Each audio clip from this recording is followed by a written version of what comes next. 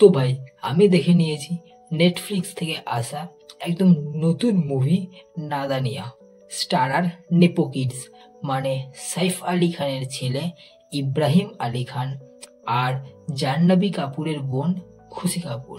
আর এই মুভির ডিরেক্টর নেপোটিজমের দেবতা করণ জোহর। তো কেমন লাগলো মুভিটা এবারে বলা যাক। আমি Arka, welcome to the new video.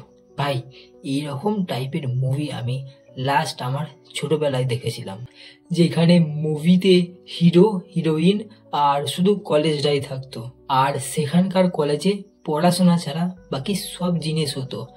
আর এখানেও ঠিক তেমনই হচ্ছে, যে কলেজটা দেখানো হচ্ছে মুভিতে সেরকম কলেজ কোথায় থাকতে পারে এটাই আমি ভাবছিলাম মুভি দেখতে দেখতে। কারণ একটা কলেজে কিভাবে সবাই বড়লোক হতে পারে ভাই।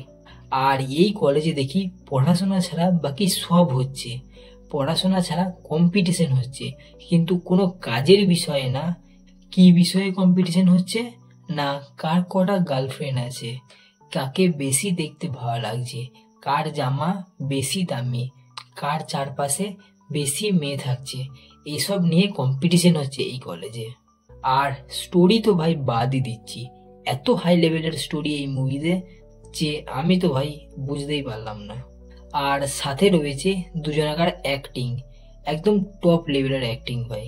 খুশি কাপুরের পুরো রোবোটিক এক্সপ্রেশন, যেমন মুভির স্টোরি ঠিক তেমনই খুশি কাপুরের অ্যাক্টিং।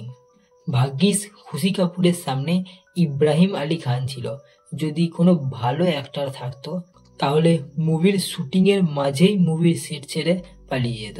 না ভাই, কেউ কিছু বললে হবে না, জুটি একদম ফায়ার আছে, দুজনের জুটি একদম টপ। একে তো বলিউড খুব একটা ভালো মুভি বানাতে পারছে না, তার ওপর আবার এরকম মুভি বানিয়ে যে কটা ভালো মুভি বানাচ্ছে সেগুলোকে ঢেকে দিচ্ছে। আমি ভাই একটাই কথা ভাবছি যে এরকম মুভি কি করতে বানালো, কি ভাবনাতে বানালো, যে এখনো কি এই মুভি কেউ দেখবে? সাউথের কি কিছুই দেখছে না? সাউথ থেকে কি কিছু শিখতেও পারছে না? বাই দ্য ওয়ে ভাই, আর আমি এই বিষয়ে কিছু কথা বলতে পারছি না। শেষে একটাই কথা বলবো, মুভি একদম সেরা ছিল। এবারে আমার ভালো লাগে নাই, কারণ আমি বুঝতে পারি নাই, আর এটা আমার দোষ। তোমরা যদি মনে করো যে এই মুভিটাকে ট্রাই করতে যাও, তাহলে প্রথমেই বলবো তোমরা যদি বড়লোক হও শুধুমাত্র তারাই এই মুভিটা দেখতে পারো, কারণ আমার মতো যারা গরিব তারা তো এই মুভির কিছুই বুঝবে না, উল্টে কনফিউজ হয়ে যাবে যে এরকম কলেজ কোথায় থাকতে পারে। তাই বলছি একটু ভেবে চিন্তে মুভিটা দেখবে। তো ওভারঅল দেখে একে আমি দেব 1.5 আউট অফ 5 স্টার। আবার দেখা হচ্ছে নেক্সট ভিডিওতে। বাই, সাবস্ক্রাইবটা করে দাও।